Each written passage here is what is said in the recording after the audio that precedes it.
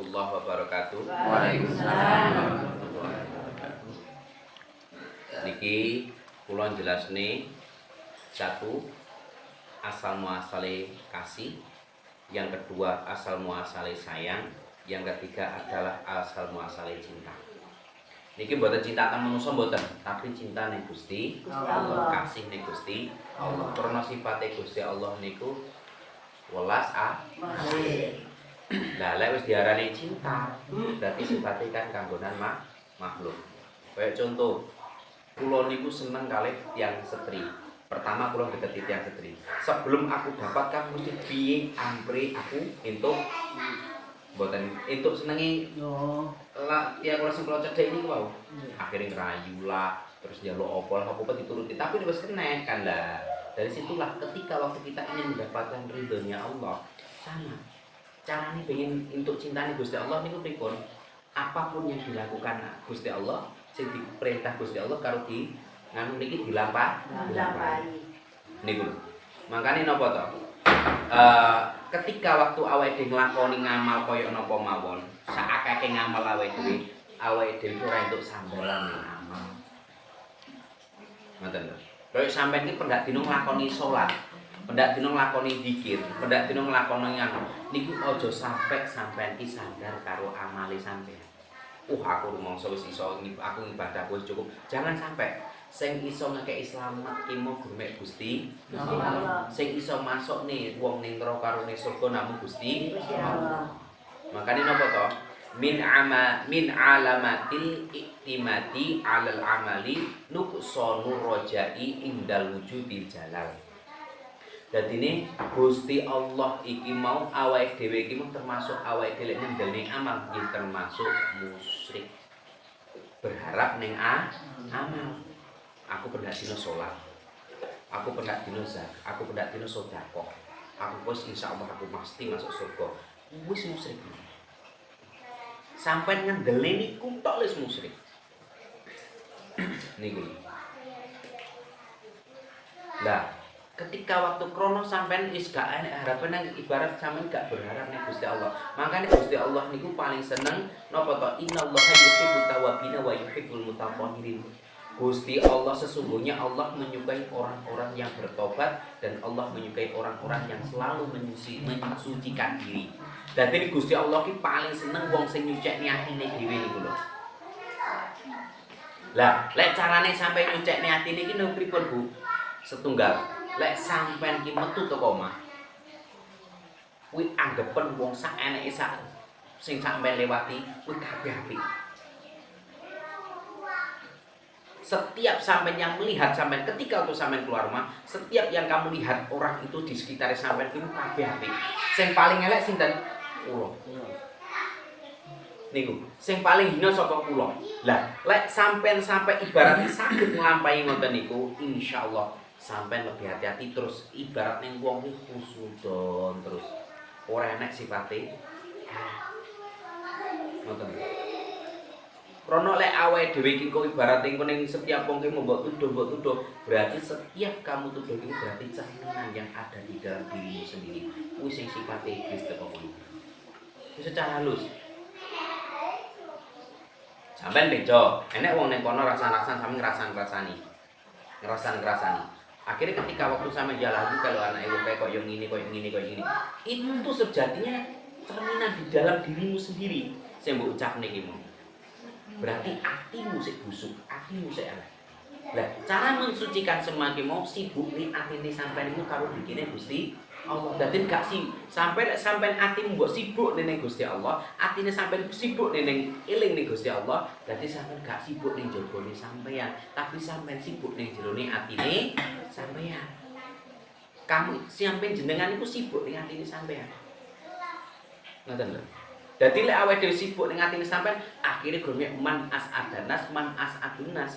Wong sing paling bahagia ning donya iki wong sing iso bahagiane orang lain. Dadi ini meskipun wong ki elek kaya apa, ngapik kaya apa, lek ibarate awake dhewe setiap hari enek wong anu kita bahagiakan. Dengan candaan, dengan kita memberikan senyuman. Kuwi sedekah lho, Ustaz. Ngoten lho. Karena awake dhewe ngaji ngeten iki kan sing penting Gusti Allah ngomong kok hablum minan nas karo hablum minallah. Hubunganmu karo manusa iki piye? Hubunganmu karo Gusti Allah piye? Akeh wong sing ahli ibadah tapi gak ngerti ning tangga separone, gak ngerti hubungan karo manusa, kuwi sing ahli naryo umbukan. Syekh Baseso. Akeh. Ning cerita riwayat-riwayat akeh wong sing ahli ibadah tapi mati ini dadi suul khotimah malah sing melok iblis niku durung nasikin ya enek. Niku lho. Makane niki ketika waktu sampean ibarate ibadai sampean iki bukan jaminan sampean masuk surga. Makanya sampai aku pernah ngomong Mbah Imam Zubair ngomong bukan ibadahmu, bukan sholatmu lek sing iso awakmu nyelamat ning akhiratmu. Tapi ibarat ada semut yang jatuh di kubangan air itu selamatno. Sapa ngerti dadi pitulung. Koyo kan Siti Khadijah.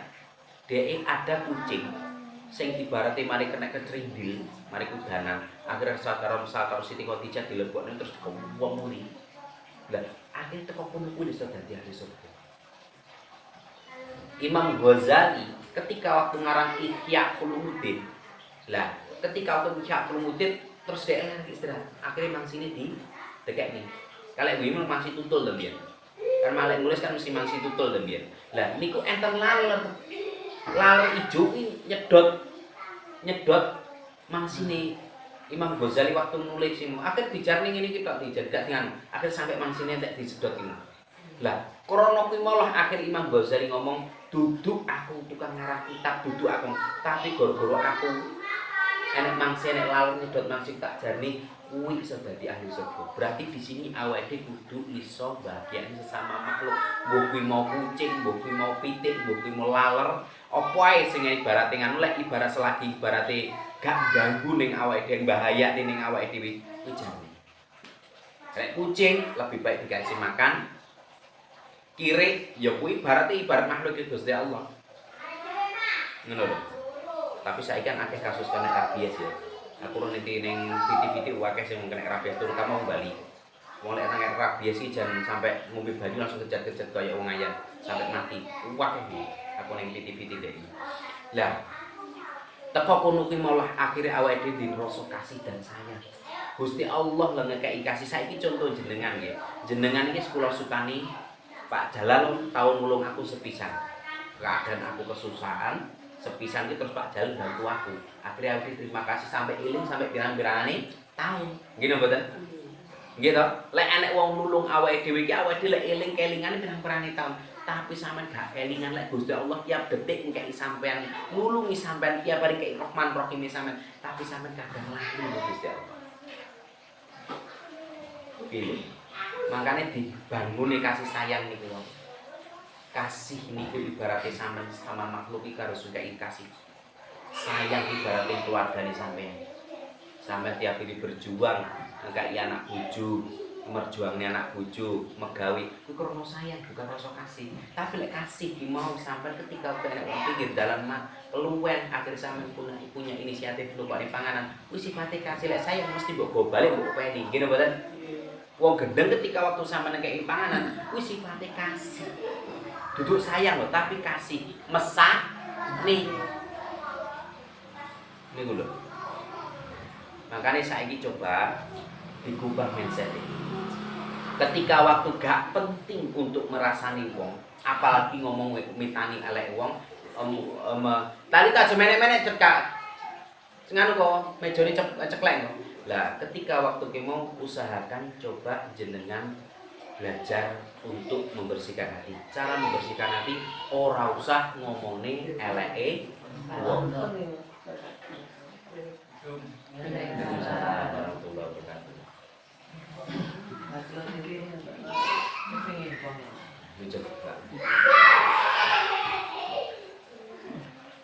Makanya sing awake dhewe ngaji sing paling dinilai Gusti Allah iki duduk ketika waktu amalannya awake dhewe utawa ibadah awake dhewe. Tapi sing paling dinilai Gusti Allah dan pertama ketika waktu sampean meninggal benjing, sampean pertama meninggal benjing, satu, sampean lek wis mati sesuk kabeh besok ngrasani. Lek sampean mati, sampean ki raketan sak menit pengen jalan urip. Apa yang pertama sampean lakoni ketika kepengin mati terus njaluk nek? Sedekah. Ngekei panganan wong sing butuh nih. Kuwi sesuk sampean kabeh ngrasakne iki. Karena lek wong mati kuwi langsung sampe karo Gusti Allah kaya duncang ning tengah laut. Jadi ketika waktu sampai duncang di tengah laut, sampean ape njaluk tulung sapa? Karena ketika waktu di dalam kitab Al-Qur'an, orang meninggal itu seperti kita dilempar di tengah lautan. Jadi lek wis dilempar di tengah lautan, sampean magep-magep ape njaluk tulung sapa? Enggak ada yang bisa menolong. Kayak apa ya kok gak enak lho. Wong roh, gak enak sing iso nolong kecuali amal ibadah sampean. Lah, ketika waktu sampai dikubur, ketika sampai ditinggalin, wis sampean akhir gomek sitok, akhirnya pengen njaluk urip nek ya Allah. Apa yang kamu minta? Sedekah. Duduk salat kok sampean tobat terus njaluk sedekah ning wong sing kuwi sing paling karo Gusti Allah sing dinilai. Sampai bayangkan Barun Al-Majusi. Barun Al-Majusi ki mau badal wong sing wong Barun wong kafir. Ya ta sing kula critani Barun Al-Majusi goro-goro bayangkan lho. Barun Al-Majusi ki wong kafir, terus sing keduane napa? Sing keduane dhek wis nikahi anake dhewe dirabi, gitu. Anake dirabi ape dikeloni, goro-goro enek rondo, anake 6 urung mangan, dhek mbuntuti komburi, ternyata wong enek keluwen terus akhire sak eneke ning omah ki digawa ning rondomu, akhir Gusti Allah ridho karo pekayan iki. Dari ketika waktu ridho niki mau terus apa Gusti Allah iki? Bareng ngomong ning Abdul Barok, aku ridho karo perbuatan Gusti Allah. Akhir sapa Gusti Allah? Gusti Allah ki adalah Tuhanku. Sapa nabi ini? Nabi itu adalah Muhammad nabiku. Ya wis lek ngono Al Mubarok aku pengen masuk Islam. Sing jenenge Barun iki. Goro-goro nulung tok. Akhirnya dikek titip salam kuwi mau karo Abdullah bin Mubarok ki mau. Kuwi mah akhirnya langsung masuk Islam. Lah, ketika waktu dia baca syahadat asyhadu an la ilaha illallah wa asyhadu anna Muhammad Rasulullah, langsung seketika itu dia mati dicabut langsung dari ahli surga. Goro-goro nulung, goro-goro welas asih. Niku lho. Makanya Gusti Allah ki paling seneng ibadah ki wong sing gelem sedekah.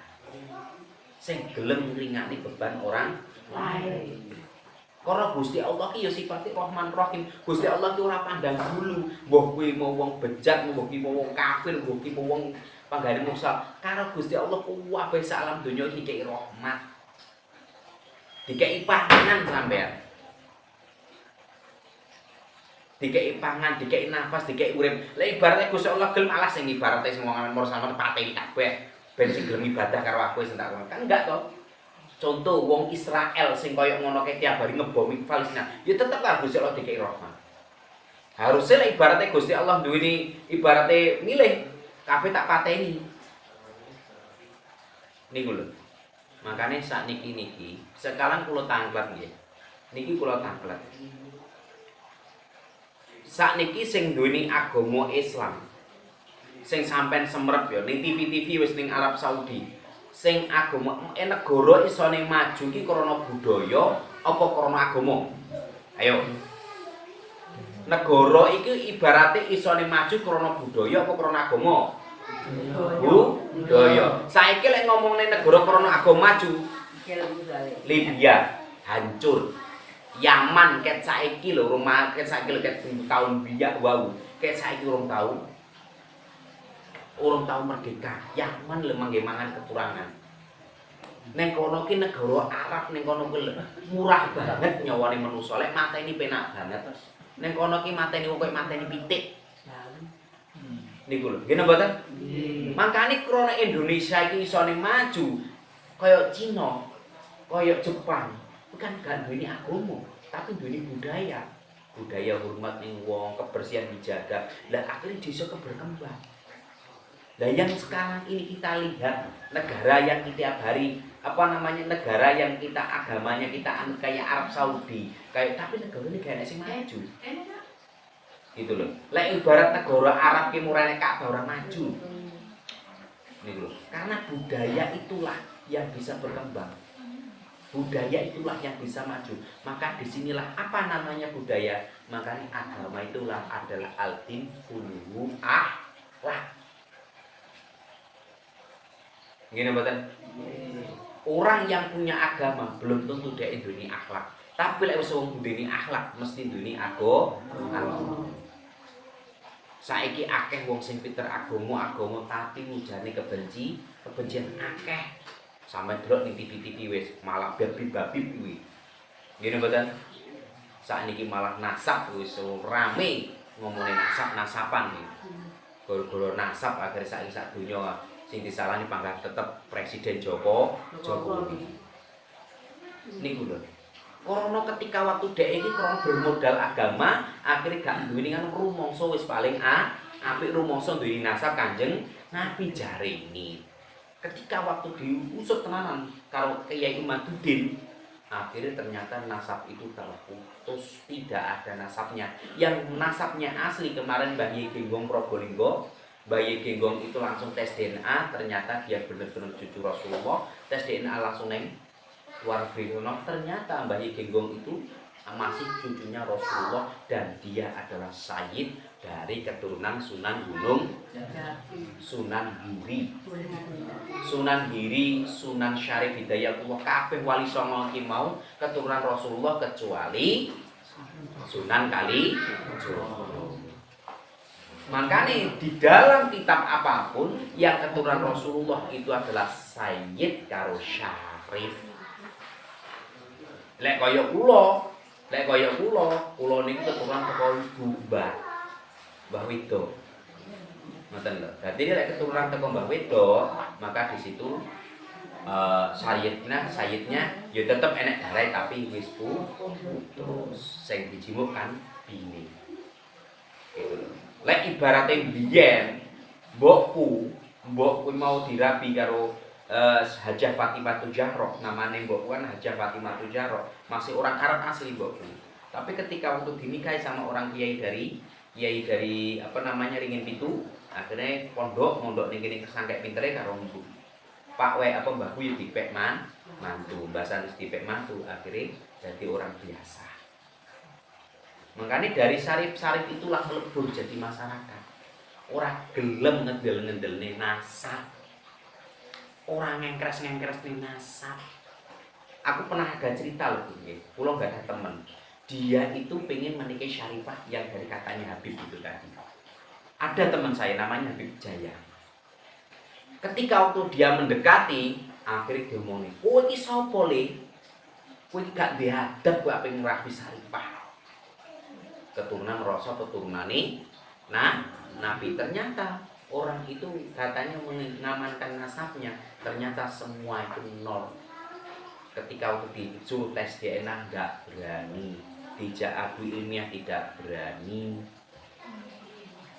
Makanya kebanyakan orang-orang seperti itu ya sekarang nyaman aja nggak pernah rukun bu, kelaparan kabeh. Dan Habib yang kita kenal di Indonesia ini adalah nasabnya dari Yaman, Al-Muhajir Yaman. Gitu loh. Lah, Syarifah yang terus Sayyid Syarif dari Sunan Kalijogo dengan Wali Songo itu dari keturunan Maroko. Bukan Yaman, tapi Maroko. Sultan Muhammad I dari Persia.